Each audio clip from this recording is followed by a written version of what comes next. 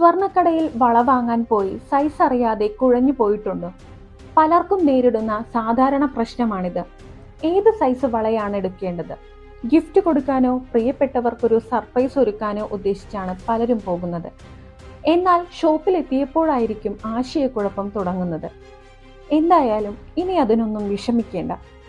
ഇന്നത്തെ വീഡിയോയിൽ പറയുന്നത് സ്വർണ്ണവളയുടെ സൈസ് എങ്ങനെ വീട്ടിലിരുന്ന് എളുപ്പത്തിൽ കണ്ടെത്താമെന്നാണ്.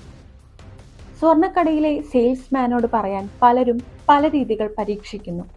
പക്ഷേ ഏറ്റവും എളുപ്പവും കൃത്യവുമായ മാർഗം ഇതാണ്. വളയെ ഒരു സ്കെയിലിൽ വെച്ച് അതിൻ്റെ അകത്തളവ്, അതായത് ഇന്നർ ഡയമീറ്റർ അളക്കുക. സ്കെയിലിൽ ഇത് എത്ര ഇഞ്ച് വരുന്നുവെന്ന് നോക്കിയാൽ മതി. അല്ലെങ്കിൽ ഇങ്ങനെ വെച്ച് ഒരു ഫോട്ടോ എടുത്ത് കടയിൽ കാണിച്ചാലും മതി. സെയിൽസ്മാൻ അതിൽ നിന്ന് തന്നെ ശരിയായ സൈസ് പറഞ്ഞു തരും. സാധാരണയായി വലിയവരുടെ വള സൈസ് 2 ഇഞ്ച് മുതൽ തുടങ്ങും. 2.1, 2.2, 2.3 എന്നിങ്ങനെ തുടരും.